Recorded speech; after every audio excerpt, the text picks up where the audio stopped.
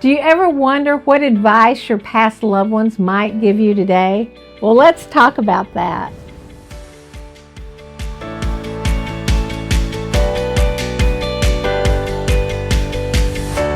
Hello, hello, hello. I'm Reverend Sharon Renae, and welcome to this week's Sunday Inspiration presented by Spiritually Centered. And today I thought it would be really good to talk about what your past loved ones most likely want for you. And I base this off of my years and years of being a medium and the messages that will come through. The one thing that they want you to know is they want you to be happy.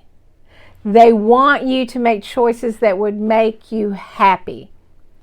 And what we often do in our lives is we make the same choices that our parents made, because those were the choices we saw them make. If we had an over-analytical mother, we have a tendency to overanalyze everything because we saw that, we were taught that. It kind of goes into that subconscious. If we were taught a lot of criticism, we will find that we naturally criticize others or ourselves. If we want to do something, we might hear that voice of the parent in our head saying, well, you can't do that. Or that's not a real job, right? So maybe I want to be an artist, but you're hearing one of your parents in your head saying, you can't do that. That's not a real job. You have to be responsible. And being happy isn't responsible. So one of the things, as I get this information and they're sharing it, they're also saying other things to me, but they're saying, I wished I would have let go of the worry. I wished I would have done things for me. I wished I hadn't been worried about money. I wish I would have had more faith and trust that things were okay. I wished I would have realized I had a choice. That comes up a lot because they'll say, I never realized how much I had a choice. And we do in our life. Every single moment we have a choice. Every single moment we can start over. And there's this, when we had a store, we had this set of greeting cards, and this greeting card company is called, I think they're probably still in existence, was called the Cosmic Happy Ass cards. But they had this one card that I could really relate to, and especially being a medium, but it says, somebody help me, I'm channeling my mother and I can't stop.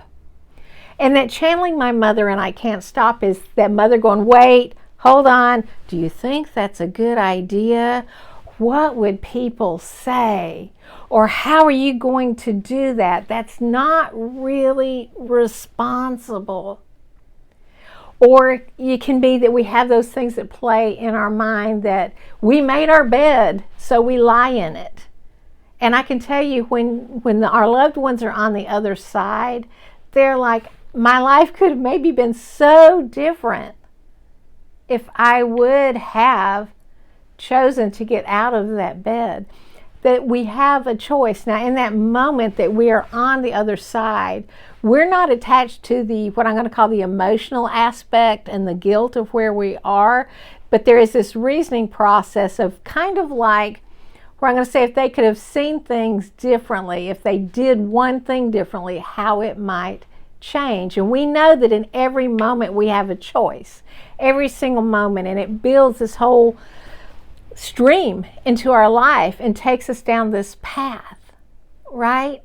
But what they want for you is for you to choose the path that is happy for you, that creates you the opportunity to love more deeply, to grow, to believe in yourself. The one thing, and I hear it from moms a lot, really from moms on the other side, is I wished I would have known how to be happy so I could have told you it was okay.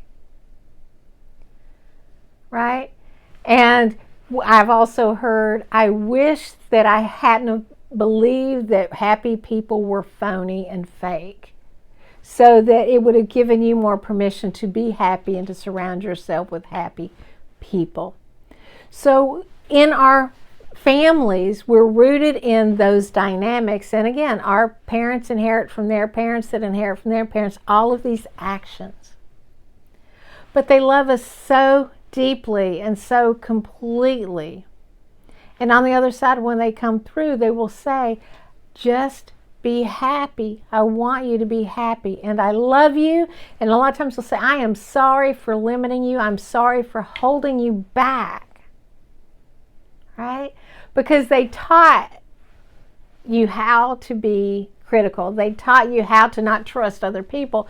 They taught you these little habits that they have. Now, again, I'm not saying that they didn't teach you love. They didn't teach you to be understanding or compassionate. But one of the things that my mother taught me was to be nice. Which being nice and being kind is a good thing. But the way that I took it meant that being nice means I can't ever say no to anyone, because to say no would be unkind. And sometimes to say no to someone is drawing a healthy boundary instead of saying, yes, I'll be the doormat and you can wipe your feet on me, right? And so, but those are things that we are taught in that living aspect and that survival aspect of life. And now when our loved ones are on the other side, they see that we really have a different opportunity for a different destiny, a different choice, a different motivator. And that motivator should always be inspired by the love within and that divine inspiration, which is going to take you into a new direction, and a direction that your parents or your family has never experienced before. And they want you to know that you have their support, for you to believe in yourself, to do the things that would make you happy. This is one of the most strongest messages I ever get from past loved ones.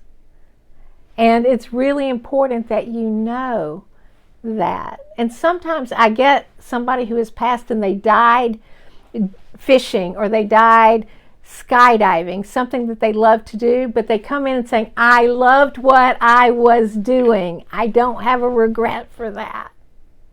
So it's that encouragement. Do what you love what you do, and know that your loved ones, those ancestors from before you, want you to be more than they were, to unfold and to grow. And until next time, namaste.